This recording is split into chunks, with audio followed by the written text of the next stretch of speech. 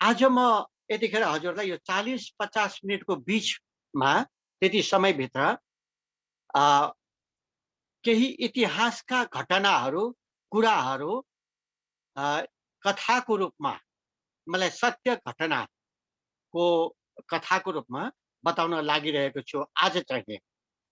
A, अब सबभन्दा पहिला हजुरहरूलाई यो सबै एउटा ज्ञानको कुरा हुनसक्छ, रोचक पनि हुनसक्छ। सबभन्दा पहिला म हजुरहरूलाई अब यीशु ख्रीष्टको रगतको महत्त्व र त्यसको सत्यताबारे जान जान्ने, हजुरहरूलाई यो कुरा सेयर गर्ने, बताउने अनुमति चाहन्छु।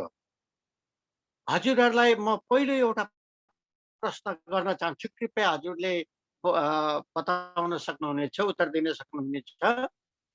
हामीहरूले यीशु ख्रीष्ट जीवित हुनुहुन्छ, जिउँदो हुनुहुन्छ भनेर भन्छौँ। अनि त्यो भन्ने चाहिँ कारण चाहिँ के होला भनेर हजुरले के भनिबक्सन्छ? किन यीशु ख्रीष्ट जिउँदो हुनुहुन्छ? के कारणले जिउँदो हुनुहुन्छ? भन्नेको त पक्का उत्तर छ बाइबलमा। त्यसो भने हजुरहरूले यो धेरैचोटि बताइबक्सनु भएको पनि छ, आफ्ना वचनहरू बाँड्ने, सुन्ने क्रममा थाहा पाइसक्नु भएको छ। अब आज मैले सोद्धाखेरि हजुरले के भनिबक्सन्छ? कृपया भनिदिन सक्नुहुन्छ कि यीशु ख्रीष्ट जिउँदो हुनुहुन्छ भन्ने कुराको प्रमाण के हो? म पहिला भनिहाल्न चाहन्छु, मेरो विचारमा चाहिँ कृपया। प्रभुले त्यो बेलामा जसरी परमेश्वरले काम गर्दै हुनुहुन्थ्यो, आजको दिनमा नि उहाँले काम गर्दै हुनुहुन्छ। अनि आज पनि उहाँ आफ्नो दासहरू जसरी पाउलसँग उहाँ देखा पर्नुभयो, त्यसरी नै उहाँ आज पनि हाम्रो माझमा देखा पर्नुहुन्छ, बोल्नुहुन्छ, आवाज दिनुहुन्छ, दर्शन दिनुहुन्छ। अनि यो विभिन्न कारणले गर्दा प्रभु चाहिँ अझै पनि जीवित हुनुहुन्छ भन्ने म यो छोटोमा राख्न चाहन्छु। धन्यवाद। हस्, धन्यवाद, धेरै धेरै धन्यवाद हजुर। हो, साँच्चै नै हाम्रो आदरणीय सरले यो कुरा बताउनु भयो र हजुर हामी सबैले पवित्र धर्मशास्त्र बाइबलमा हामीले पढेका छौँ, धेरैचोटि सुनेका छौँ, बुझेका छौँ। हाम्रो प्रभु यीशु ख्रीष्ट साँच्चै नै पिता, पुत्र, पवित्र आत्मा जो पहिला पनि हुनुहुन्थ्यो आदिमा, अहिले पनि हुनुहुन्छ र भविष्यमा पनि हुनुहुनेछ आदिदेखि अन्तसम्म। यस्तो परमेश्वर, जो परमेश्वरलाई मानिसहरूले त्यतिखेर अहिलेको इजरायल, अहिलेको यरुसलेम जहाँ अहिले ठुलो दङ्गा फसादहरू भइरहेको छ, आज मात्रै त्यहाँ शान्ति यानि कि लडाईँ आजै स्थगन गरिएको छ आजको लागि। आज शुक्रबारको दिनमा लडाईँ भएको छैन, नभए हिजोसम्म धेरै गोली हानान थियो, मिसाइल हानान थियो हिजोसम्म क्षेपास्त्रहरूको। हो, त्यो ठाउँमा त्यही यरुसलेम सहरमा यीशु ख्रीष्टलाई त्यतिखेरका मान्छेहरूले मारे, क्रुसमा टाँगेर, भालेले घोचेर, पिटेर, चिहानमा राखे। त्यसपछि फेरि उहाँ तेस्रो दिनमा बिउतनु भयो, मृत्युबाट पौडी उठ्नुभयो। फेरि यसै धरतीमा हुनुभयो मानिसहरूसँग। अनि 40औं दिनसम्म यहाँ रहेर धेरै मानिसहरूसँग देखा पर्नुभयो, कुराकानी गर्नुभयो। त्यसपछि फेरि उहाँहरूले आफ्नो चेलाहरूलाई सङ्गठित गर्नुभयो र काममा लगाउनु भयो। र फेरि उहाँ त्यो जैतुनको डाँडाबाट सबैले देख्ने गरेर, थुप्रै मान्छेहरूले देख्ने गरेर उहाँ आकाशतिर उच्चारी जानुभयो। अनि त्यहाँदेखि अहिलेसम्म फेरि उहाँ आफैले पनि भन्नुभएको हुनाले र उहाँले माथि उठ्नभन्दा अगाडि आफ्नो महान आज्ञा गर्नुभएको हुनाले अनि यी सबै आधारहरूको कारणले हामीहरूले यीशु ख्रीष्ट जिउँदो हुनुहुन्छ भनेर भन्दछौँ। अब यहीँबाट हाम्रो यो वचनको भाग यीशु ख्रीष्टको रगतको महत्त्वको बारेमा अब यहीँबाट हामी सुरु गर्दछौँ। अब कुनै जिउँदो चिज छ, जीवित छ, प्राण भएको चिज छ, आत्मा भएको चिज छ भने त्यो जिउँदो चिजमा भएका, त्यो शरीरमा भएका सबै कुरा पनि जिउँदो हुन्छ भन्ने कुरा हजुरहरूले विश्वास गरिबक्सन्छ? कुनै जीवित प्राणीको आमेन। शरीरमा भएका सबै कुरा पनि जिउँदो छन् भन्ने कुरा विश्वास गरिबक्सन्छ हजुरहरूले? आमेन। गर्छौँ होइन? हो। हामीसँग हजुर, हामी अहिले जो यस सङ्गतिमा छौँ, हामीसँग आत्मा, प्राण र शरीर छ। आत्मा, प्राण र शरीरको पूर्ण, परिपक्व र समुचित संयोजन सहितको जुन स्वरूप, संरचना र गतिशीलता, परिचालित हुने गतिशीलता छ हामीसँग, जुन परमेश्वरले दिनुभएको छ, यो नै समग्रमा जीवन हो। अनि यो जीवनमा जस्तै अहिले म बोलिरहेको छु र हजुरहरूले सुनिबस्नु भएको छ। हामी यसरी बोल्ने सुन्ने क्रममा हामी सबैले ठानिरहेका छौँ म जिउँदो छु र हाम्रा अङ्ग प्रत्यङ्गमा जे जति कुराहरू छन् सबै कुराहरू जीवित छन्। हाम्रा कुनै पनि कुराहरू मरेका छन् भन्ने चाहिँ हामी ठान्दछौँ। अनि दुईटा कुराहरू मात्रै हामी के ठान्दछौँ भने जीव विज्ञानको हिसाब किताबले दुईटा कुरा मात्रै मरेका तुल्य हुन्छन्। त्यो हो एउटा हाम्रो रौँहरू, शरीरमा भएको कपालका शरीरका रौँहरू, अनि अर्को हाम्रो मासु छोडेको नङहरू। यो दुईटा मात्रै निर्जीव रूपमा हुन्छन्। बाँकी अरू हाम्रो शरीरभित्र भएका सबै कुराहरू जिउँदा हुन्छन्, जीवित हुन्छन् भन्ने कुरामा हामी जीव विज्ञानको आधारमा विश्वास गर्दछौँ। यसै गरिकन अब यीशु ख्रीष्ट हामीले जिउँदो छौँ भनिसकेपछि जिउँदो यीशु ख्रीष्टको त्यो शरीर जुन स्वर्ग लोकमा पुगिसकेको छ, त्यो शरीरमा पनि जे जति छ यीशु ख्रीष्टसँग त्यो सबै जीवितै छ, जो उहाँको शरीर सँगसँगै माथि उचाली लगिनु भयो र परमेश्वर पिताको दाहिने हात बस्नु भएको छ। तर उहाँको शरीरमा भएको हरेक चिजहरू तत्त्वहरू जिउँदा छन्। यसको मतलब हो उहाँको शरीरमा भएका रगत र रसहरू पनि जिउँदा छन्। यीशु ख्रीष्ट सँगसँगै त्यो जीवितै छ, त्यो मरेको छैन। अब आयो यो एउटा पाटो भयो यीशु ख्रीष्ट सँगसँगै माथि उठाइलगिँदाखेरिको उहाँको सशरीर जीवित भएको कुरा एउटा प्रमाण भयो। यो आधार, यो तार्किक आधार हो यो। अब आयो अर्को कुरा, के यीशु ख्रीष्टको रगत अहिलेसम्म यस पृथ्वीमा जीवित छ त, जिउँदो छ त भन्ने कुरातिर अब हामी लाग्नेछौँ। अब हाम्रो मुख्य यो वचनको भाग यसैमा केन्द्रित हुँदछ। आज यीशु ख्रीष्ट जन्मेर मृत्युवरण गरिसकेर त्यसमाथि विजय भएर स्वर्गारोहण भइसकेको लगभग 2000 वर्ष। अनि यो 2000 वर्षमा उहाँले कलवरीको क्रुसमा, त्यो गलगथाको डाँडामा जुन रगत बगाउनु भयो, उहाँले त्यो यरुशलेम सहरको त्यो हाकिमहरूको दरबार घरदेखि लिएर पेन्टियस पिलातसको त्यो दरबार घरदेखि लिएर कलवरीको क्रुस गाडिने ठाउँसम्म, त्यसपछि उहाँलाई राखेको चिहानसम्म जुन रगत बग्यो त्यतिखेर उहाँको, के त्यो रगत जिउँदो छ त? अब सुरु यहाँबाट हुन्छ। हजुरहरूलाई थाहा छ, हामीले जति पनि यहाँ कुखुरा, रागो, भैँसी, पाठो, बाख्राहरू जे काट्छौँ, खसी बोकाहरू जेसुकै काटे पनि ती रगतहरू काटिएको त्यो हाम्रो भुइँमा परेको या कतै पनि परेको छ भने त्यो लगभग 12 घन्टापछि त्यो मृत्यु हुन्छ त्यो रगतको। त्यो रगत जिउँदो हुँदैन, मरिसकेको हुन्छ। यो जीव विज्ञानको हिसाब किताबले भन्नु पर्दाखेरि 12 घन्टाभन्दा त उता कुनै पनि हातमा बस्दैन। तर त्यही रगतलाई विशेष किसिमले, विशेष किसिमको ताप र चाप अनि विशेष किसिमको जुन तापक्रम भन्छौँ नि हामी, त्यसमा खास भाँडोमा, यन्त्रमा राख्ने भने त्यो लगभग 1 मिनटसम्म जीवित हुन्छ र जसलाई हामीले एउटा मान्छेबाट अर्को मान्छेलाई दिन मिल्दछ। त्यतिखेरसम्म त्यो रगतमा भएका तत्त्वहरू जिउँदा बनाइराख्न, पारिराख्न सकिन्छ। विशेष तापक्रम, विशेष चाप, विशेष वातावरणमा, कृत्रिम तौर तरिकाले। नत्र त्यो पनि त्यसपछि फेरि 28 दिनपछि त त्यो पनि फेरि मर्दै मर्दै मर्दै जान्छ। त्यो रगत जिउँदो हुन सक्दैन। त्यो अहिलेको कुरा यो हो। अब यदि कसैको कुनै पनि प्राणीको रगत, मान्छे, कुनै पनि स्थल प्राणी, जल प्राणी, नभ प्राणी, जेसुकै होस्, कसैको पनि यो रहँदैन। अब आयो कुरा, यहाँ हामी कुरा गर्दछौँ यीशु ख्रीष्टको रगत जिउँदो छ भन्ने अब प्रमाणको बारेमा हजुरहरूलाई म एउटा इतिहासको घटनाक्रम बताउँदैछु। सायद हजुरहरूले सुनि पनि सक्नु भएको छ, हजुरले धेरै विज्ञ हुनुहुन्छ यस कुरामा। त्यही पनि मैले जे जति सिकेको छु, जानेको छु, बुझेको छु, त्यो हजुरहरूलाई अहिले म बाँड्न लागिरहेको छु। अब यो क्रम कहाँबाट सुरु हुन्छ? यो यीशु ख्रीष्टको रगत जिउँदो छ है अझसम्म यसै धरतीमा, पृथ्वीमा।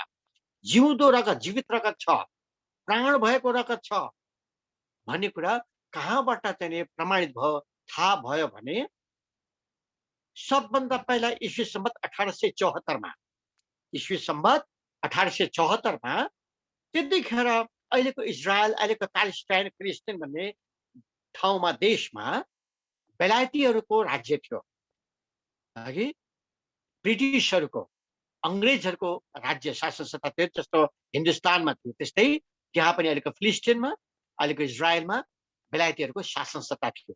उनीहरूको साम्राज्य अन्तर्गत त्यो ठाउँ पर्दथ्यो। त्यतिखेरको एउटा ब्रिटिस जर्नल हुनुहुन्थ्यो जसको नाम थियो गॉर्डन। यो 1874 को कुरा हो। अनि त्यतिखेर उनी इसाई थिए। उनले चाहिँ बेला बेलामा प्रभुको डर भय मान्थे, प्रार्थना गर्थे, वचन पढ्थे, आफ्नै खालको सेवा सङ्गति उनले गर्थे। अनि उनले एकदमै चासो राखे यो गलगथा भन्ने ठाउँ कहाँ रहेछ, यीशु ख्रीष्टलाई गाडेको चिहान कहाँनिर रहेछ, यो बगैँचा कहाँनिर रहेछ, कुन कुन ठाउँमा कसरी कसरी यीशु ख्रीष्टको जिन्दगी बितेको रहेछ भन्ने कुरा। अनि त्यो जर्नल गॉर्डनले एकदमै अध्ययन अनुसन्धान गर्न थाले उनले। यो 1874 को कुरा हो, ईस्वी सम्बत। त्यसपछि उनले एउटा किताब फेला पारे, जुन किताबको नाम हो दोस्रो मक्काबीसको पुस्तक। जस्तो हाम्रो पहिलो तिमोथी, दोस्रो तिमोथी भने जस्तै, पहिलो यूहन्ना, दोस्रो यूहन्ना भने जस्तै एउटा पुस्तक उनले फेला पारे, जुन पुस्तकको नाम थियो दोस्रो मक्काबीस। त्यो दोस्रो मक्काबीसको 2 अध्यायको 4 देखि 8 पदमा हाम्रो नयाँ नियम धर्मशास्त्रमा लेखेको भन्दा पनि अझ सटिक ढङ्गले, अझ स्पष्ट ढङ्गले त्यो गोलगथाको बारेमा, त्यो चिहानको बारेमा, त्यो बगैँचाको बारेमा लेखिएको रहेछ त्यसमा। अनि त्यही हिसाबले त्यो जर्नल गॉर्डनले अनि साँच्चै नै यो लेखेको अनुसारको अध्ययन गर्नु पर्यो भनेर अनि उहाँले त्यो अध्ययन गर्दै अगाडि बढ्नु भएर अनि उहाँले 1880 देखि 1883 सम्म ईस्वी सम्बत त्यहाँसम्म गएर सरकारको अनुमति लिएर उहाँले धेरै उत्खनन, खोज, अध्ययन अनुसन्धान गर्नुभयो। गर्दा गर्दा गर्दा त्यत्रो समय लगाएर उहाँले जुन अध्ययन अनुसन्धान गर्नुभयो, तब उहाँ पक्का पक्की एउटा निष्कर्षमा पुग्नुभयो। हो, यो लेखेको अनुसार पवित्र धर्मशास्त्रमा, बाइबलमा लेखेको र यो 2 मक्काबीसको 4 देखि 8 पदमा लेखेको अनुसार अनि सबै कुरा नापजाप गर्दाखेरि गोलगथा भन्ने ठाउँ यहाँ रहेछ भन्ने कुरा उहाँले पत्ता लगाउनु भयो। र त्यसपछि उहाँले त्यो कुरा आफ्नो सरकार, जुन ब्रिटिस गभर्मेन्ट थियो, जुन लन्डनमा थियो, अनि त्यहाँ उहाँले पुर्याउनु भयो कुराहरू। त्यहाँको युनिभर्सिटी, त्यहाँको सरकार र विश्वविद्यालयलाई सबैलाई उहाँले त्यो प्रस्तुत गर्नुभयो र त्यसपछि उहाँहरूले पनि त्यसको परीक्षण गर्नुभयो। परीक्षण गरेपछि त्यो पक्का पक्की भयो र यसरी 1874 बाट अध्ययन अनुसन्धान सुरु गरेर 1883 मा लगभग 9 वर्षसम्मको अध्ययन अनुसन्धान उत्खनन धेरै मेहनतपछि अनि गलगथा भन्ने ठाउँ यीशु ख्रीष्टलाई जुन ठाउँमा क्रुसमा झुन्ड्याइएको हो त्यो ठाउँको पक्का पक्की भयो र बेलायती सरकारद्वारा त्यसलाई एप्रुभ गरियो, त्यसलाई मान्यता दिइयो, त्यो सरकारी मान्यता प्राप्त भयो। अब त्यहाँबाट त्यसको लगभग 100 वर्षपछि, यानि कि 98 वर्षपछि अर्को एउटा टोली खडा भयो, जुन टोलीले चाहिँ नि 1978 मा आफ्नो काम सुरु गर्यो। हेर्नुहोस् है, 74 बाट 83 सम्म जर्नल गॉर्डनले गर्यो भने अब आएर चाहिँ लगभग 78 बाट 1978 ईस्वी सम्बतबाट अर्को एउटा टिमले त्यहाँ काम सुरु गर्यो। त्यो टिमको नेता हुनुहुन्थ्यो रन वायट। अनि रन वायट भन्ने व्यक्ति यस्तो व्यक्ति पनि हुनुहुन्थ्यो, उहाँले त्यो क्षेत्रमा, मिश्रमा, के भन्छ लाल समुद्रमा, अनि यो हाम्रो चाहिँ नि नोहको चाहिँ नि जुन डुङ्गा फेला पर्ने, पानी जहाज फेला पर्ने कुरामा, त्यसपछि यो यरुशलेममा, यो सबै कुराहरूको अध्ययन अनुसन्धानकर्ता हुनुहुन्थ्यो उहाँ रन वायट। तर उहाँले त्यो ठाउँमा काम सुरु गर्नुभन्दा अगाडि पहिला एकचोटि उहाँ यो हिन्दुस्तानतिर, यो नेपाली भेगतिर पनि आउनु भएको थियो उहाँ। र रन पाइट भन्ने यस्तो व्यक्ति हुनुहुन्थ्यो, उहाँ उत्खननकर्ता पनि अनि मेल नर्स पनि हुनुहुन्थ्यो, उहाँ पुरुष नर्स पनि हुनुहुन्थ्यो, स्वास्थ्य परिचारिका। अनि उहाँले यो ठाउँमा आएर खास गरेर दार्जिलिङ, कालिम्पोङ, देहरादुन यो ठाउँमा आएर अनि हाम्रो चाहिँ यो के भन्छ रक्सौल, नौतनवा, गोरखपुर यो ठाउँमा आएर उहाँले के गर्नुभयो भने त्यतिखेर नेपालीहरूले गाउने जुन नेपाली भजन थियो, त्यो नेपाली भजनलाई पनि उहाँले सङ्ग्रह गर्न थाल्नुभयो, जम्मा गर्न थाल्नुभयो र पहिलोचोटि उहाँकै अग्रसरतामा अगुवाईमा नेपाली भजन सङ्ग्रह, नेपालीहरूले गाउने प्रभु यीशु ख्रीष्टको भजनहरू उहाँले कम्पाइल गर्नुभयो, सङ्ग्रह गर्नुभयो र पहिलो भजन सङ्ग्रह त्यसरी दार्जिलिङ कालिम्पोङबाट निकाल्ने काम भयो। र त्यो काममा पनि हाम्रो रन बाल्ट सरको ठुलो योगदान छ। अनि जब उहाँले 1978 देखि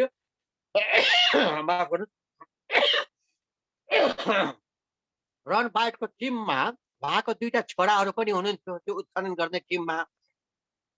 अनि उहाँसँग चाहिँ नि अर्को केभिन फिसर भन्ने हुनुहुन्थ्यो, अनि उता न्युजिल्यान्डर पनि हुनुहुन्थ्यो अर्को मान्छे, मिस्टर ग्रे भन्ने, अर्को मिस्टर स्कट भन्ने हुनुहुन्थ्यो।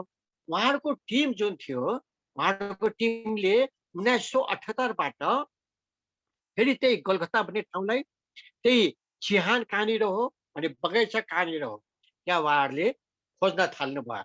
अनि त्यो खोज्ने क्रममा उहाँहरूलाई त्यो 1 वर्ष लाग्यो। अनि यो 1 वर्षमा उहाँहरूले यो मिस्टर ग्रे भयो होइन, जोनाथन ग्रे उहाँको नाम, अनि यो हाम्रो फिसरजी भयो, केभिन फिसर। अनि उहाँहरूले त्यो खोज तलास गर्ने क्रममा 78 देखि 79 सम्ममा उहाँले एउटा कुरा पक्का पक्की के गर्नुभयो भने पहिलाको यरुसलेमको जुन पहिलो मन्दिर बनाइएको थियो, जहाँ दाउद राजाले सुरु गरे, पछि सुलेमान राजा उनको छोरा सुलेमान राजाले बनाए पहिलो मन्दिर हो, त्यहाँनिर पहिलो मन्दिर त्यहाँनिर रहेछ। र त्यही ठाउँमा यीशु ख्रीष्टको यो मारिने ठाउँ, गाडिने ठाउँ र चिहानमा राखिने ठाउँ त्यहीँनिर वरिपरि रहेछ भन्ने कुरा यो टोलीले पक्का पक्की गर्यो। अनि यो टोलीले आफूले त अध्ययन गरेर उनीहरू पक्का पक्की हुनुभयो, तर पछि त्यति मात्र गरेर हुँदैन थियो, फेरि इजरायलको सरकारद्वारा पनि उहाँहरूले प्रमाणित गराउनु पर्थ्यो। विश्व स्वास्थ्य सङ्गठन लगायत विश्वका संयुक्त राष्ट्र सङ्घ मातहतका यो विश्व सम्पदा सूचीमा पनि त्यसलाई प्रमाणित गराउनु पर्थ्यो। यी थुप्रै प्रक्रियाहरू थिए, सरकारी प्रक्रियाहरू। अनि त्यो गर्नलाई पनि उहाँहरूलाई समय लाग्यो र उहाँहरूले लगभग पहिलोचोटिको अध्ययन अनुसारमा त्यति कुरा पक्का पक्की गर्नुभयो। अनि त्यो पहिलो उहाँहरूको एक्सपिडिसन थियो, पहिलोको उहाँहरूको अध्ययन अनुसन्धान गर्ने समय पहिलो टोलीको त्यो थियो। त्यसपछि फेरि अर्कोचोटि आएर ईस्वी सम्मत 1983 मा आएर फेरि यो रन बाल्टको टिमले पहिले जे कुराहरू पत्ता लगाएको थियो, देखेको थियो, अब त्यहाँबाट अब खन्ने खोज्ने काम, उत्खनन गर्ने काम सुरु गर्न थाल्नुभयो। उहाँहरूले सुरु गर्दाखेरि उहाँहरूले पहिलो सुरुङ कहाँ फेला पर्नुभयो, कलकत्ता भन्ने स्कुल क्रुस पटाकेको ठाउँ पक्का पक्की भयो। अनि बगैँचाको पनि पक्का पक्की भयो। बगैँचाको नजिक सबै कुरा नजिक बाइबल र त्यो 2 मक्काबिसको सबै कुराको आधारमा भूगोल हरेक कुराको आधुनिक विज्ञान, भौगोलिक विज्ञान, जीव विज्ञान सबैको आधारमा उहाँहरूले खोज तलास गरेर अनि जुन चिहान पनि फेला पार्नुभयो। अनि यो फेला पारिसकेपछि त्यो यीशु ख्रीष्टलाई राखेको, यीशु ख्रीष्टको जुन शव राखेको चिहानको माथि अनि उहाँलाई क्रुसमा झुन्ड्याएको ठाउँदेखि तल बिचमा पहराको बिचमा जुन खप्परे भनिन्थ्यो त्यहाँ होइन, खप्परे भन्ने चाहिँ त्यो पहराको चाहिँ त्यो बिचोबिच भागमा त्यहाँ एउटा उहाँले सुरुङ फेला पार्नुभयो। अनि यो कसरी भयो भन्ने कुरामा रन बाल्ट सरले के भन्नुहुन्थ्यो भने, म योबाट जब मैले लाल समुद्रदेखि मिश्र देशबाट इजरायलीहरू लाल समुद्र तरेर यो इजरायल भन्ने देशमा कसरी आइपुग्यो भने जुन पहिले पत्ता लगाउँदै थिए, अनि सिनाई पहाडको बारेमा पत्ता लगाउँदै थिए, त्यो गर्ने क्रममा जब म यरुसलेममा आइपुगेँ, म यो बाटोबाट जुन कलकत्ताको बाटोबाट जुन चाहिँ जेरिकोतिर जाने बाटो हो, त्यो बाटो चाहिँ हिँड्दै यताउति घुम्दै हिँड्दै थिएँ, तब मलाई अचानक आयो कि एउटा यो आत्माले मसँग बोल्नुभयो, तिम्रो दाहिनेतिर भएको चाहिँ यो ठाउँमा कि यीशु मसीह टाँगिनु भएको, यहाँ तल गाडिनु भएको, यहाँ तल यस्तो भएको भनेर त्यस्तो खालको आत्माले मसँग बोल्नुभयो र मलाई पक्का भयो र यही ठाउँ हो भनेर। त्यसपछि उहाँले जर्नल गोर्डनको सबै अध्ययन गर्नुभयो र सबै कुरा भयो।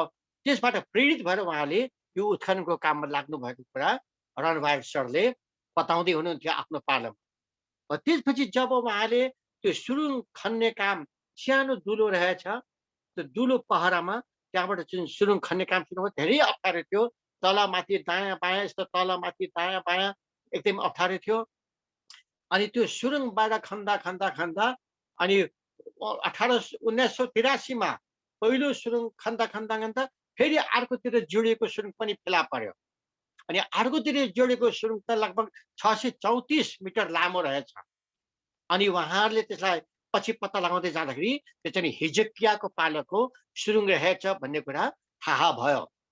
अनि त्यो चाहिँ पुरानो चाहिँ सुलेमान राजाको पालोको जुन दरबार थियो, अनि त्यो मन्दिर थियो, मन्दिरको बाहिर चाहिँ यरुशलेमको बाहिरको चाहिँ जुन पर्खाल थियो, त्यसको मुनि मुनि त्यो सुरुङ गइरहेको उहाँहरूले पत्ता लगाउनु भयो।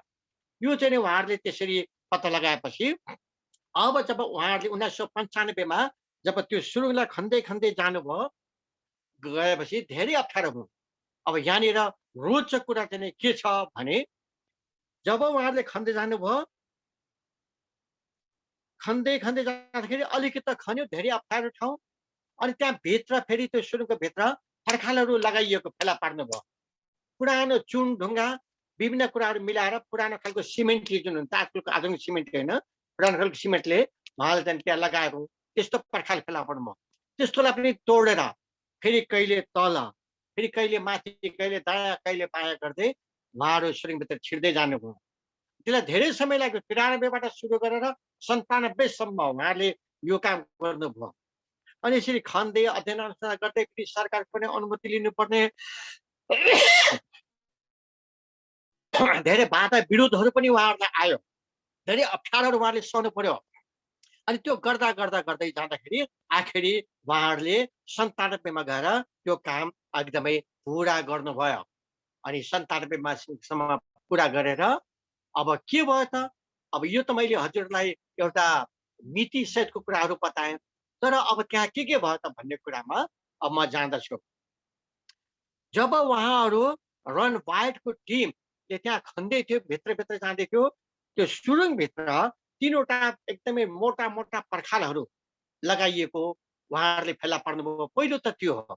त्यो किन लगाइएको रहेछ भन्ने कुरा उहाँहरूले फेला पार्नुभयो भने, त्यहाँ धेरै पछि उहाँहरू त त्यो बेबिलोनको आक्रमण भयो, अटोपियन साम्राज्य जुन अहिले टर्की हो त्यसको चाहिँ नि आक्रमण त्यहाँ भएको थियो। त्यस यरुशलेम सहर ध्वस्त पारेका थिए उनीहरूले। त्यो सुरुङभित्र अरू दुश्मनहरू जान नपाओस् भनेर त्यो सुरुङहरूलाई ठाउँ ठाउँमा भित्रैबाट फेरि त्यसलाई पर्खा लगाएर बन्द गरिएको थियो, सिल गरिएको थियो। त्यस्तो 3 ठाउँमा रहेछ भित्र।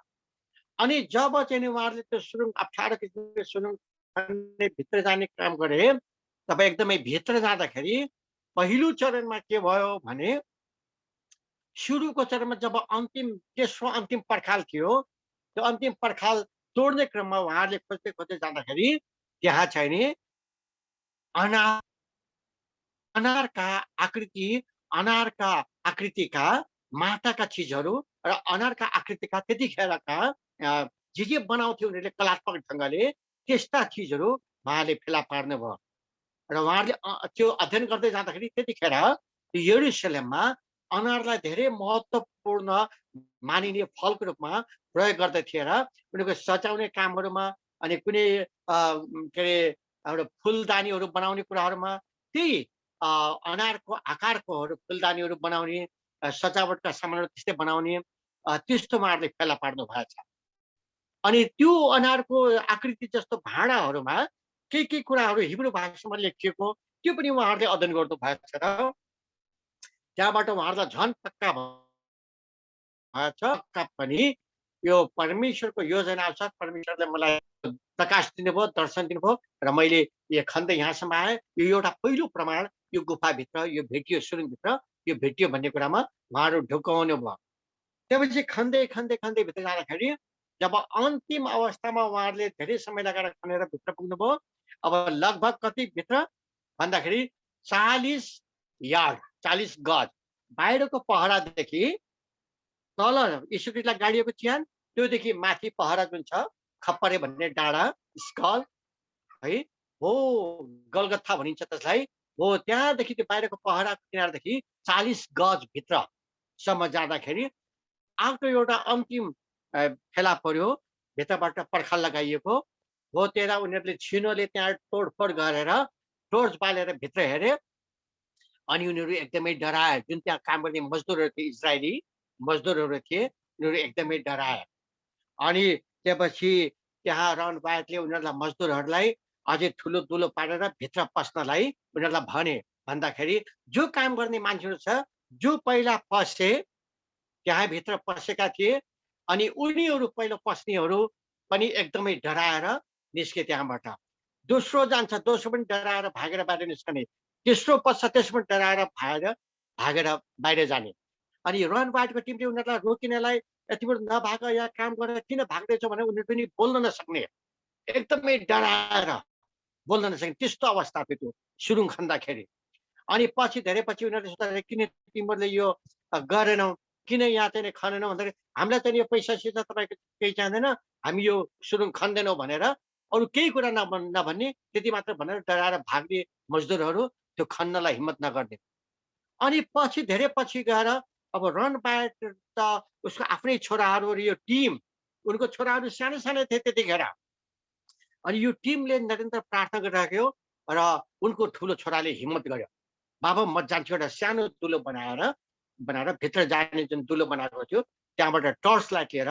छोरा गयो भित्र यसो के छोरा पसेको थियो अनि छोराले चाहिँ भित्र जे देख्यो त्यहाँबाट छोरा एकदम चिच्यायो करायो अनि बाहिर निस्कन लाग्यो अनि रन ब्याटले सबै सोधे के देख्यो ओहो या त एकदमै जुन दृश्य मैले देखेँ बाबा यो त मैले बयान गरी साध्य छैन एकदमै डर लाग्दो छ एकदमै आश्चर्यको कुरा छ अचम्मको कुरा छ यस्तो त मैले कहिले पनि देखिनँ ओहो भनेर ऊ बोल्नै नसक्ने एकदमै अकमक्कियो त्यो छोरा अनि भित्रको कुरा उसले केही बताउनै सकेन त्यसपछि अरूहरूले कोसिस गरे अरूले पनि सकेन अनि अन्त्यमा धेरै प्रार्थना गरेर रन बायरजी आफै त्यो सुरुङभित्र अलिक ठुलो दुलो बनाएर त्यहाँभित्र पस्नुभयो टर्च लाइट लिएर जब उहाँ टर्च लाइट लिएर भित्र पस्नुभयो जब उहाँले त्यहाँ देख्नुभयो उहाँ पनि अचम्म भयो उहाँले भन्नुहुन्थ्यो पछि आफ्नो अन्तर्वार्तामा म जुन देखेपछि म मूर्छा भएँ उहाँ मूर्छा पर्नुभयो बेहोस हुनुभयो फेरि उहाँको छोराहरूले टिमहरूले मिलेर उहाँलाई बाहिर निकालेर त्यसपछि 1 महिनासम्म उहाँ अस्पतालमा उहाँको उपचार भयो रन बाइटको अब रन बाइटजीले के देख्नु भएको रहेछ त भन्दाखेरि त्यहाँभित्र पछि उहाँ उपचारबाट निको भएपछि उहाँले अन्तर्वार्ता दिनुभएकोमा त्यो भित्र उहाँले के देख्नु भएको रहेछ भने केही मान्छेहरूका हड्डीहरू त्यहाँ त्यतिकै पडिरहेको 6वटा मान्छेको हड्डीहरू त्यहाँ पडिरहेको देख्नु भएको रहेछ अर्को त्यहाँ तल भुइँमा पुरा पशुका छालाहरू ओछ्याइएका तल जमिनमा अर्कोतिर गएर त्यो भित्र अनि त्यो सुरुङको अन्तिम ठाउँमा सुरुङको जुन अन्तिम भित्तो छ त्यो भित्तामा ठुलो एउटा त्यहाँको चाहिँ त्यो सिङ्गमरमरको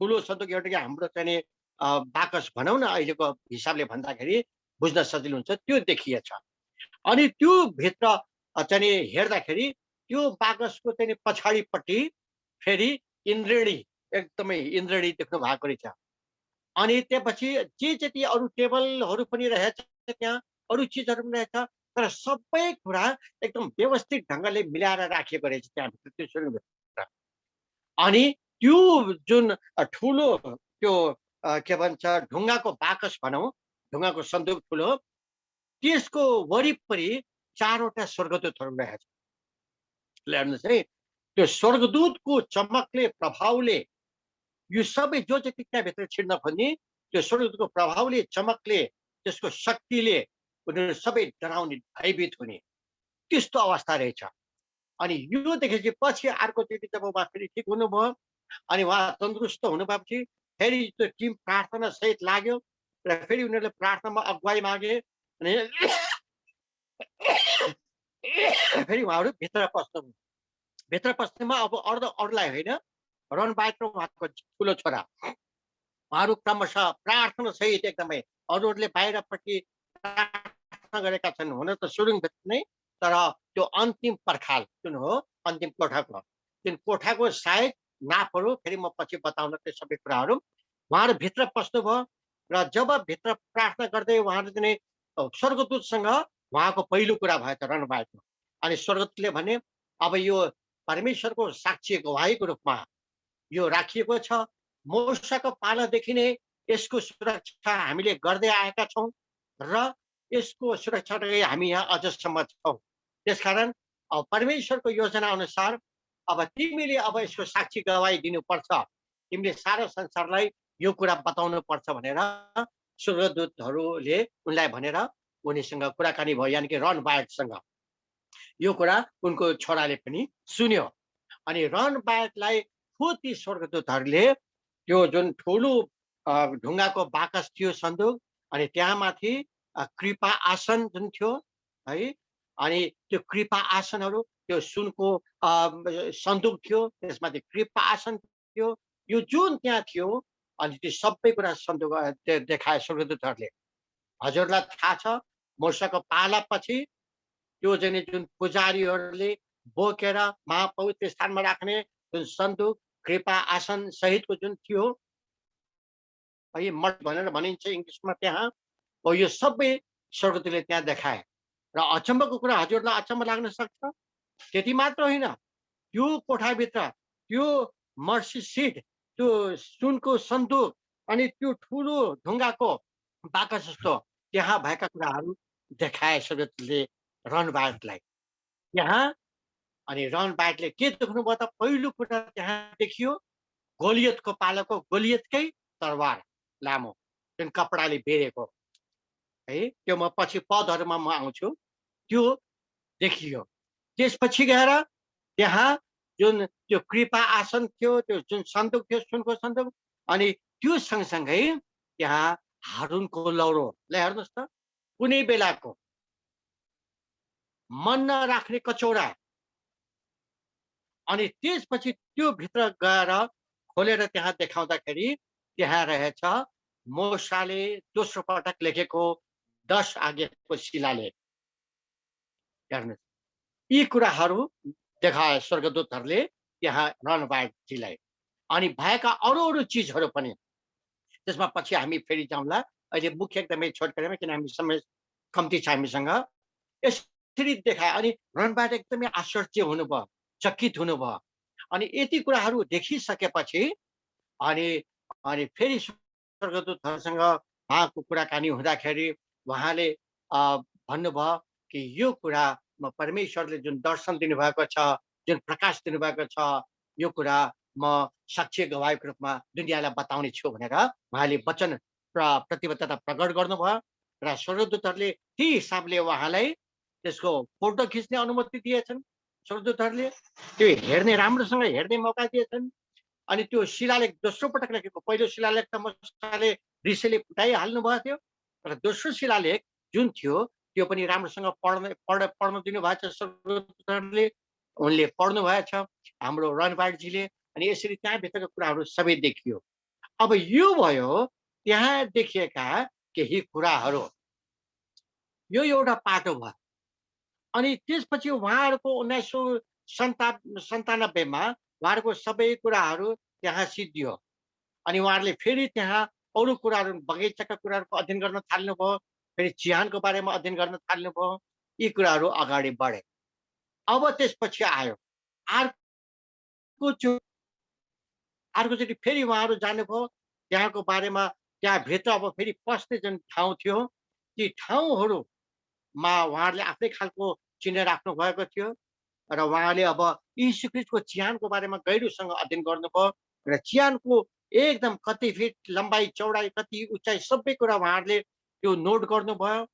अनि जुन ठुलो ढुङ्गा थियो त्यो ढुङ्गा कसरी त्यहाँ पल्टाइयो, कसरी त्यहाँ उठाइयो, कसरी त्यो ढुङ्गालाई कहाँ पुर्याइयो, कहाँ राखियो। अनि त्यसपछि जुन सेनाहरूले यीशु ख्रीष्टलाई चोरेर लान्छन् भनेपछि, अनि जसरी सेनाहरूलाई आदेश दिन्छ, तिमीहरू सेनाहरू सिपाहीहरू त्यहाँ छँदैछौ, तिमीहरूले आफैले त्यसको रखवाली गर भनेपछि सेनाहरूले त्यहाँ जुन सिल ठोके, रोमी सिपाहीहरूले अनि सिल ठोकेको जुन फलामको टुक्रा हो त्यो पहरामा ठोकिएको त्यो ठुलो गोलो ढुङ्गालाई अड्याउने त्यो सिलहरूको पनि पहिचान भयो।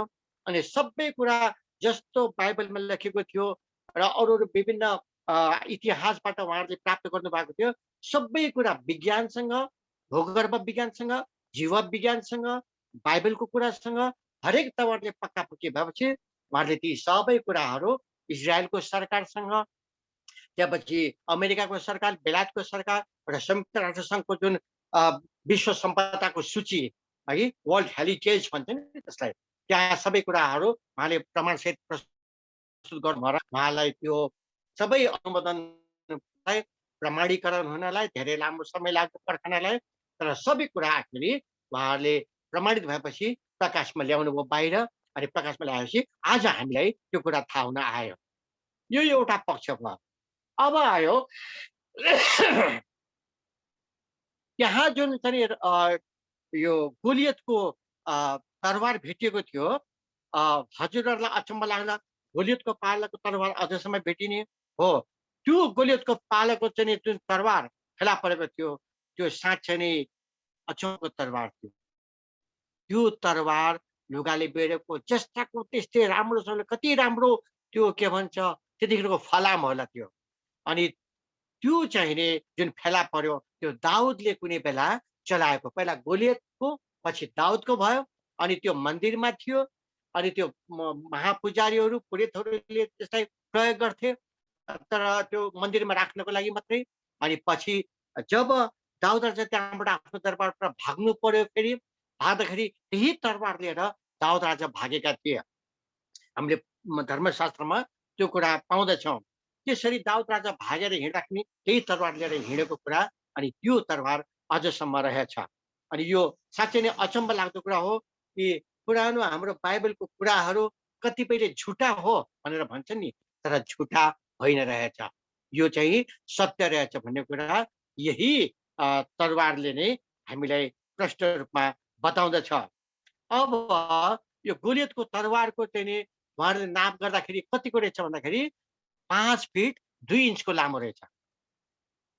5 फिट 2 इन्चको लामो त्यो तरबार, गरुङको तरबार, एकदमै भारी तरबार त्यस्तो रहेछ। त्यसैले त्यतिखेरको त्यस्तो तरबार फेला पर्यो र अचम्मले परमेश्वरले मानिसहरूलाई भविष्यमा बताउनको लागि आफ्ना केही प्रमाणहरू यस धरतीमा, पृथ्वीमा, जमिन मुनि लुकाइराखेको कुरा र स्वर्गदूतहरूले त्यसको रक्षा गरिरहेको कुरा अहिले आएर यो 1983बाट 82बाट सुरु गरेर 1997मा आएर जुन प्रमाणित भयो सार्वजनिक रूपमै।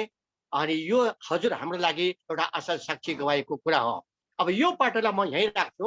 अब बाँकी यो 10 मिनटभित्रमा हजुरहरूलाई म अब रगतको बारेमा जान्न चाहन्छु। अब अर्कोचोटि भित्र पस्दाखेरि यो रनबाजको टिमले त्यहाँ के देख्यो भने स्वर्गदूतहरूले नै देखाएको, फेरि खुद स्वर्गदूतहरूले देखाएको, यहाँ आओ हेर भनेर रनबाज डराउँदै डराउँदै अगाडि पुगे।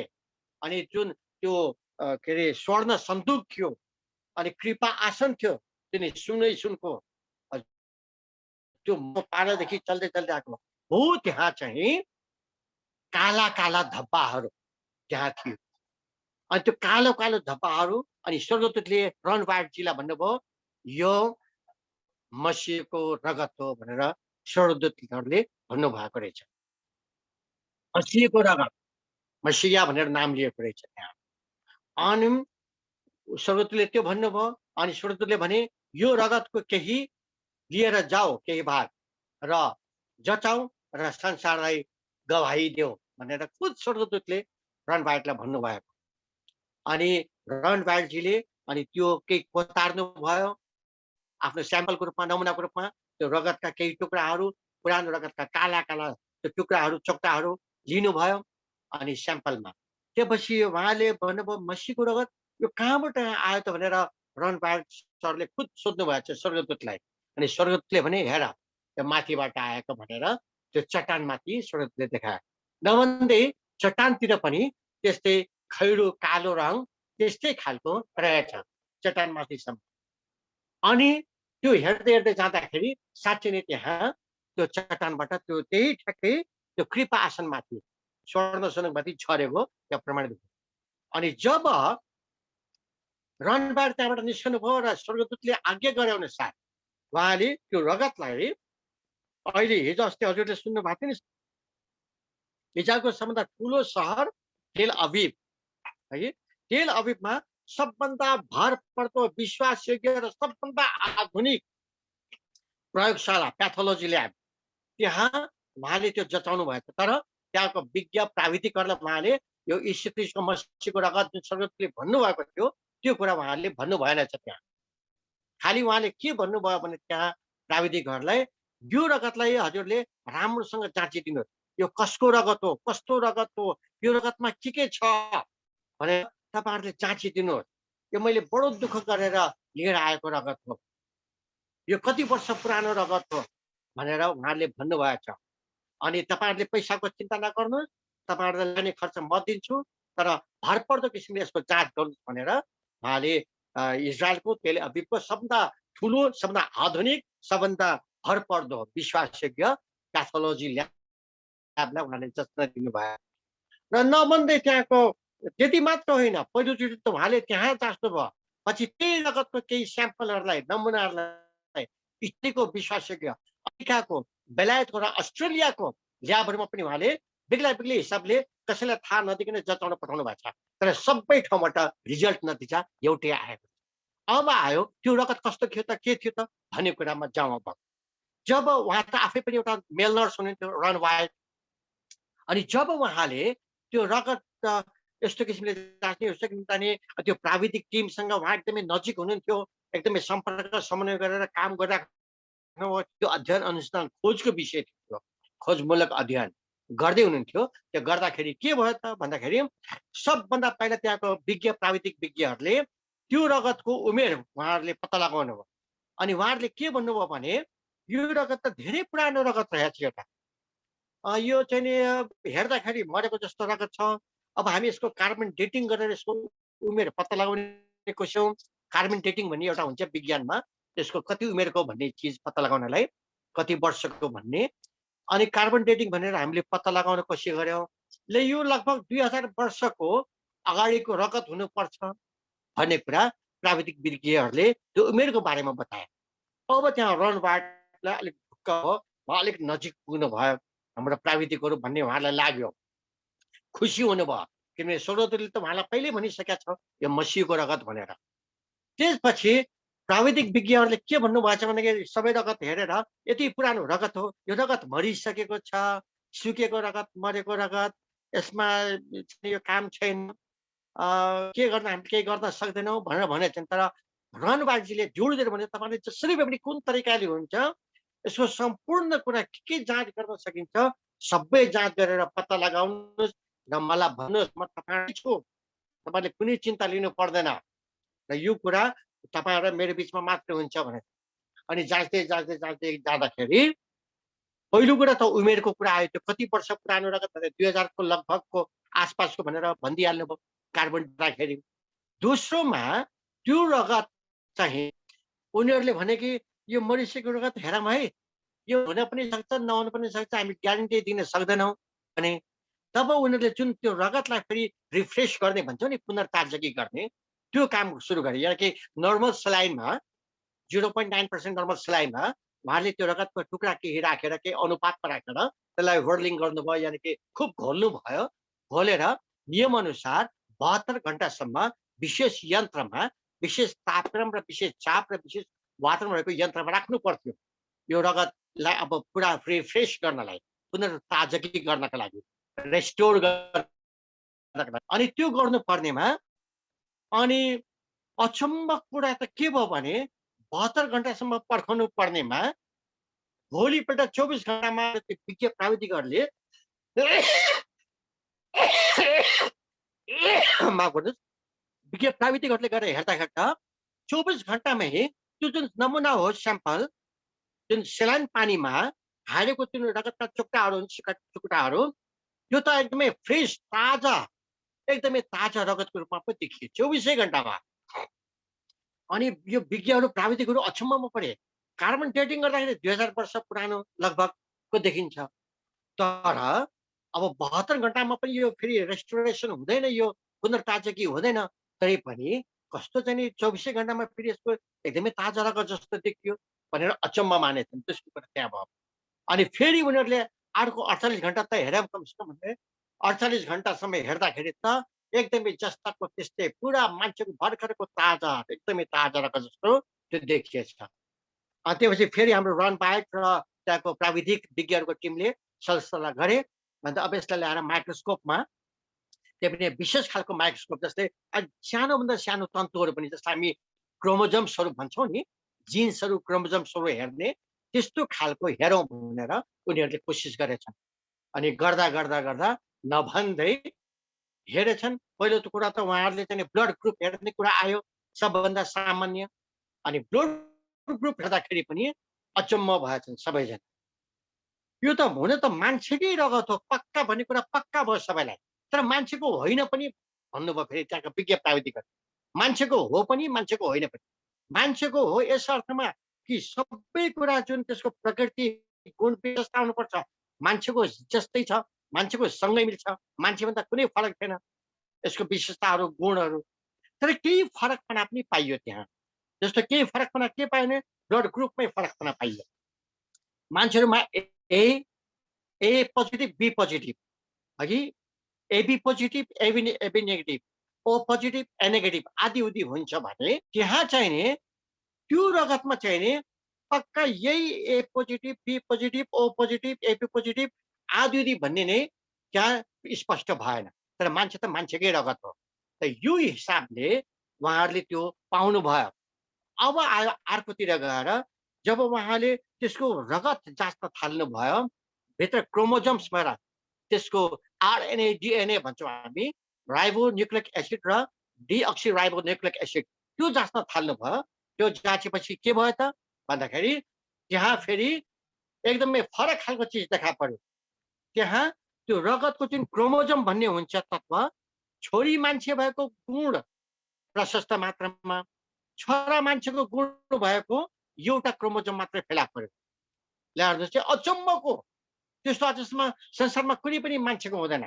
त्यहाँ 23 एक्स 23 वाइ है यसरी हुनुपर्नेमा त्यहाँ त छोरी मान्छेको गुण भएको क्रोमोजोम पुरैका पुरै छन्। तर छोरा मान्छेको गुण भएको एउटा पनि छ। त्यो पनि त्यो एउटा क्रोमोजोम पनि अलिकति अर्कै प्रकारको हामी पृथ्वीमा भएको मानिसहरूको त थोरै हल्का अहिले आजकल हाम्रो चाहिँ यो कोरोना भाइरसको भ्यारिएन्ट भनेर भन्ने शब्द प्रयोग गर्छौँ नि, अलिक फरक बनाएको त्यहाँ देखियो। यसले पनि के भयो भने अनि यो पक्का पक्की चाहिँ अचम्मै भयो भनेर त्यहाँका विज्ञहरू आपसमा काने खुसी गर्न लागेका छन्। यो कस्तो खालको रगत हो, अचम्मको रगत। अनि विज्ञहरूले हाम्रो रन बायक सरलाई भन्ने छ यो त अचम्मको रगत भएछ। यो मान्छेको पनि हो होइन पनि होइन, यो कारणले होइन। ब्लड ग्रुपमा यस्तो देखियो अनि क्रोमोजोममा यस्तो देखियो। तर फेरि रगत त एकदम जीवित छ, यो जिउँदो रगत छ। अनि त्यसकारण त्यहाँ के भयो भने अनि त्यो रन बायकको मनमा लाग्यो पक्का यीशु ख्रीष्टको रगत अझसम्म जिउँदो छ भन्ने कुरा त प्रमाणितै भयो प्रयोगशालाबाट। अनि त्यहाँबाट मात्र त्यसलाई फेरि उहाँहरूले अरू मुलुकहरूको ल्याबमा जाँच्दाखेरि पनि त्यही नतिजा आयो। अब आयो कुरा अब यो क्रोमोजोम्सहरूको बारेमा म फेरि अर्को क्लासमा अर्कोचोटि म बताउने छु क्रोमोजोमहरूको विशेष बारेमा। त्यसको महत्त्व के छ त यीशु ख्रीष्टको र मरियमको अनि युसुफको जिन्दगीमा त्यसको महत्त्व के छ भन्ने कुरा म अर्कोचोटि बताउने छु। तर आज चाहिँ यति मात्रै भनौँ, यीशु ख्रीष्टको रगत जिउँदो रहेछ आजसम्म पनि भन्ने कुरा प्रमाणित भएको छ। यीशु ख्रीष्ट जिउँदो हुनुहुन्छ, उहाँको रगत जीवित छ र उहाँको चाहिँ त्यो रगत भनेको उहाँले बाचा बन्धन गरेको रगत हो। त्यो हामी पापी मानिसहरूलाई बचाउनलाई जुन बाचा बन्धन उहाँहरूले गर्नुभयो त्यो बाचा बन्धन गरेको रगत भएको हुनाले, उहाँले प्रतिज्ञा गरेको रगत भएको हुनाले त्यो रगत आजसम्म जिउँदो छ। र अनि पछि त्यो प्राविधिक विज्ञहरूले अन्तिममा के भनेछन् हाम्रो मिस्टर रन बायटलाई भने उनीहरूले चाहिँ त्यसै खेलाची गरेर भन्यो गरे फेरि रन बायटलाई। अनि कतै यो मान्छेहरूसँग त ठ्याक्कै त सबै कुरा मिलेन, रगत त मान्छेकै रगत हो। तर यो 2-3वटा कुरा यो फरक देखेको हुनाले कतै यो तिम्रो यीशु मसीहको रगत त होइन भनेर त्यसरी जिस्केर भनिदिएछन्। जब त्यसरी विज्ञहरूले भने तब रन बायट चाहिँ उनी धुरु धुरु त्यही रुनु भयो अरे। किनभने उहाँले त यीशु ख्रीष्टको रगत भनेर विज्ञहरूलाई बताउनु भएको थिएन, स्वर्गदूत मात्रैले उहाँलाई बताएको थियो। अनि जब विज्ञहरूले पनि कतै जिस्केर कतै यो तिम्रो यीशु मसीहको रगत त होइन भनेर भन्दाखेरि उहाँले चाहिँ एकदमै मन भावुक भएर त्यहाँ धुरु धुनु रुनु पर्यो। त्यसकारण आज चाहिँ नि म यो समयमा यीशु ख्रीष्टको रगत अझसम्म जिउँदो छ र जिउँदो भएको प्रमाणित भएको छ र यो जिउँदो भएको प्रमाणित फेरि अमेरिकामा, मेक्सिकोमा, इटालीमा, अस्ट्रेलियामा अरू कसरी भयो फेरि अर्कोचोटि म त्यो कुराहरू बताउने छु। र आज चाहिँ नि म हजुरहरूलाई यति चाहिँ नि भन्ने छु कि यीशु ख्रीष्टको रगत जुन उहाँले प्रतिज्ञा गरेको रगत हो, पाचा बन्धन गरेको रगत हो, त्यो अझसम्म जिउँदो छ। अनि त्यो जिउँदो रगत भएको हुनाले अचम्मको कुरा यीशु ख्रीष्ट आफै पनि जिउँदो, उहाँसँग शरीरमा भएको रगत पनि जिउँदो, पृथ्वीमा उहाँले जुन छोड्नु भएको रगत छ त्यो रगत पनि अझसम्म जिउँदो छ भन्ने कुरामा यो ऐतिहासिक, पुरातात्विक अनि जीव विज्ञानको हिसाब किताबले प्रमाणित भएको कुरा हो। अनि जसमा हामीले पुरा भरोसा, आशा, विश्वास राख्न सक्दछौँ, जसबाट हाम्रो अरू थुप्रै कुरा हुँदछ। तर मैले भने 1 घन्टाको समयले यो 12 वटा एपिसोड छ यो मैले बताउने कुरा यो रगतको बारेमा। र आज चाहिँ नि म हजुरहरूलाई यो एउटा घटनाको इतिहासको कथा यही टुङ्ग्याउँछु र हामी अन्तिममा परमेश्वरले वाचा गर्नुभएको यो रगतको बारेमा वचनबाट हेर्नेछौँ। अन्तिममा प्रस्थानको पुस्तक 24 अध्यायको 8 पदलाई हामी हेर्नेछौँ। प्रस्थानको पुस्तक 24 अध्यायको 8 पदलाई हामी हेर्नेछौँ।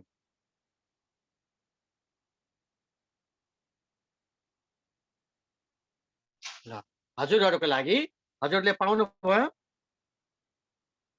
भने पढ्न सक्नुहुनेछ हजुरहरूले।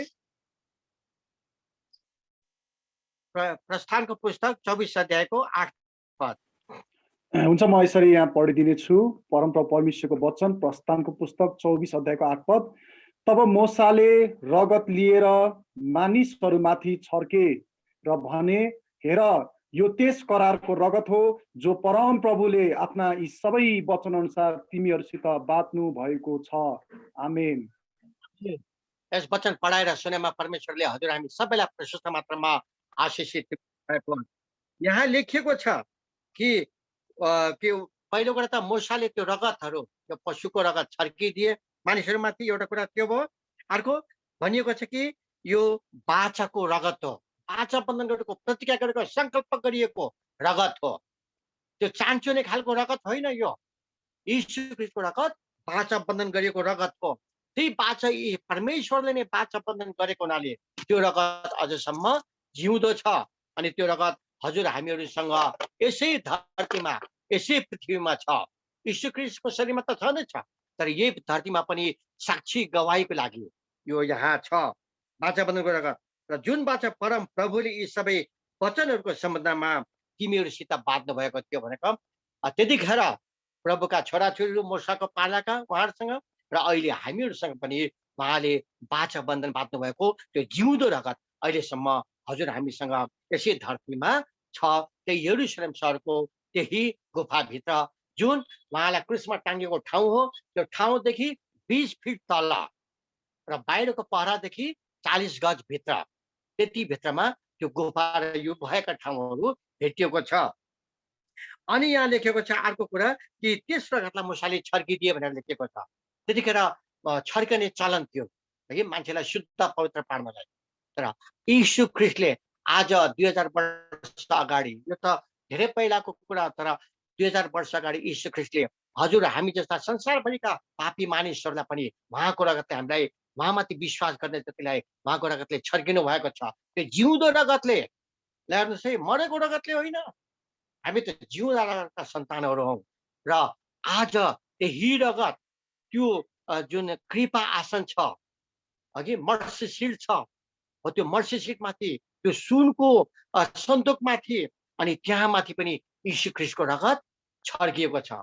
पहिला पशु पक्षीहरूको रगत बलि चढाएर छर्कने चलन थियो भने यीशु ख्रीष्टको पालामा यीशु ख्रीष्टले आफैले आफ्नो रगत बगाएर त्यो मर्सी सिटमाथि, त्यो कृपा आसनमाथि, त्यो सन्दुकमाथि, त्यो ठाउँमाथि उहाँले आफ्नो रगत छर्किनु भयो। त्यो चट्टानमा, त्यो सुरुङमा उहाँले आफ्नो रगत छर्किनु भयो। त्यो कसरी भयो भन्ने कुरा फेरि म अर्को क्लासमा म बताउँछु कसरी त्यो त्यहाँसम्म आइपुगे त्यो रगतहरू भनेर, त्यसका प्रमाणहरू के छन् भनेर। तर यसरी यो वचनले यसरी बाचा बन्धनको कुरा, त्यो शक्तिशाली रगतको कुरा हामीलाई बताउँदछ। यही कुरालाई फेरि यो त पुरानो नियमको कुरा भयो, नयाँ नियममा यसै बारेमा के लेखेको छ भन्ने कुरा हामी तुरुन्तै हेर्दछौँ। मर्कुसको पुस्तक 14 अध्यायको 24 पदलाई हेर्दछौँ। मर्कुसको पुस्तक 14 अध्यायको 24 पद। मर्कुसको पुस्तक 14 अध्यायको 24 पाउनुभयो भने पढ्न सक्नुहुनेछ हजुर। मर्कुसको पुस्तक 14 अध्यायको 24 पद।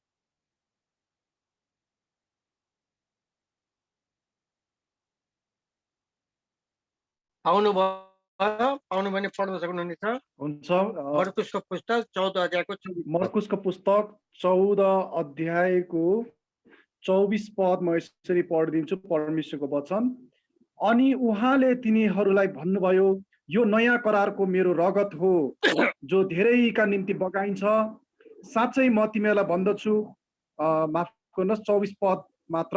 अनि उहाँले अर्थात् प्रभु यीशुले तिनीहरूलाई भन्नुभयो, यो नयाँ करारको मेरो रगत हो जो धेरैका निम्ति बगाइन्छ। आमेन, हालेलुया। हालेलुया। यस वचन पढाइमा पनि परमेश्वरले हजुर हामी सबैलाई प्रशस्त मात्रामा आशिष तुल्याउनु भएको हो।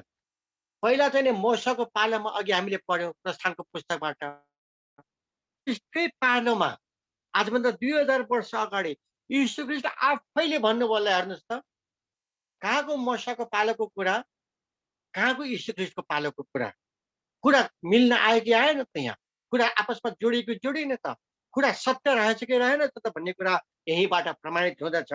यीशु ख्रीष्ट आफैले पनि भन्नुभयो, यो नयाँ बाँचोको मेरो रगत हो जो धेरैका निम्ति बहाइन्छ। पहिला परमप्रभु परमेश्वरले त्यही कुरा भन्नुभयो र अहिले यीशु ख्रीष्टले नयाँ नियमको पालामा उहाँको समयमा आफै नै मुखबाट उहाँले बताउनु भएको छ भने चाहिँ यो हाम्रो पवित्र धर्मशास्त्रमा लेखेको कुरा कति सत्य रहेछ त। तथ्यमा आधारित सत्य प्रमाणित भएको कुरा, इतिहासदेखि लिएर पहिला अगमबाणी भइसकेको कुरा लिएर अहिलेसम्म आएर यो कुरा सही सत्य रहेछ र विज्ञानद्वारा पनि, पुरातत्वद्वारा पनि, इतिहासद्वारा पनि प्रमाणित भइसकेको कुरा छ। त्यसैले यो बाचा बन्धनको कुरा जो हामी धेरैको पापहरू पखाल्नको निम्ति हजुर हामी जस्ता संसारभरिका मानिसहरूको लागि बहाइएको रगत हो। त्यसैले हामीले उहाँको रगतप्रति, उहाँको जुन अनुग्रह, अनुकम्पा, कृपा छ हामीमाथि, जुन रगत बगाउनु भयो त्यसको लागि हामीले परमेश्वरलाई धन्यवाद दिने कि नदिने त यो महत्त्वपूर्ण कुरा छ। अब हामी आजको अन्तिम पद पढ्नेछौँ। यसै गरिकन लुकाको 22 अध्यायको 20 पद पढ्नेछौँ हामीले।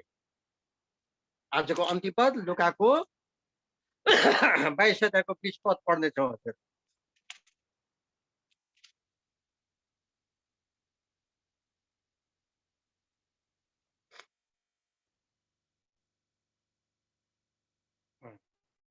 पढ्न सक्नुहुनेछ?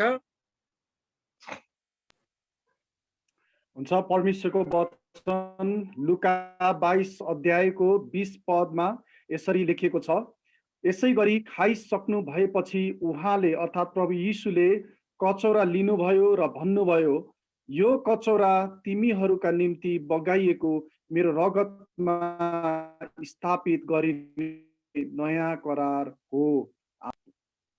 आमेन। यस वचन पढाइमा पनि परमेश्वरले हामी सबैलाई प्रशस्त मात्रामा आशिष दिनुभएको होस्। साँच्चै नै यो यीशु ख्रीष्ट आफैले भन्नुभएको कुरा पुरानो नियमको पुस्तकमा पनि हामीले ठाउँ ठाउँमा यो कुराहरू पाउँदछौँ।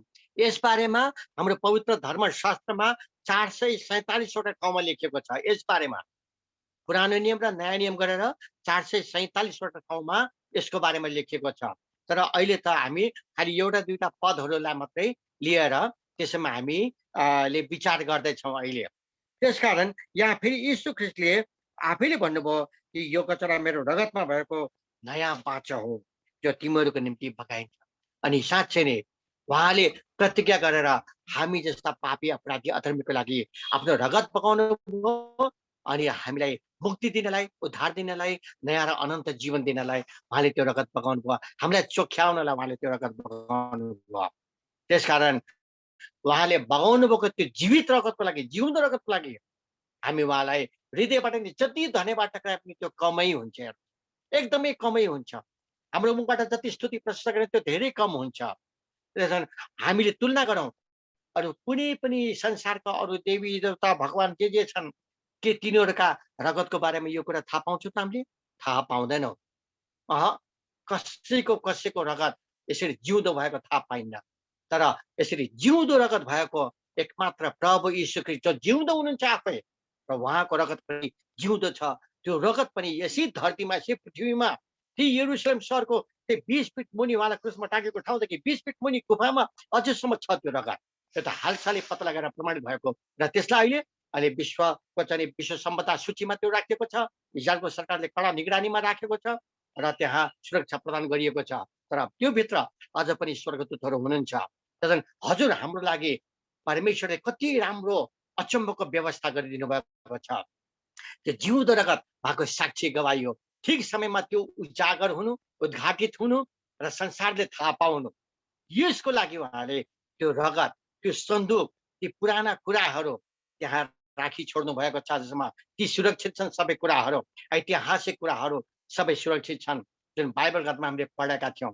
त्यसैले आजलाई यति नै मैले हजुरसम्म समक्ष राखेँ र आउँदा समयमा फेरि परमेश्वरको अनुग्रहमा फेरि मैले समय पाएँ भने म फेरि यो ईश्वरको रगतको जिउँदोपनको अरू डिएनए आरएनएतिरको कुराहरू पछि गर्नेछु।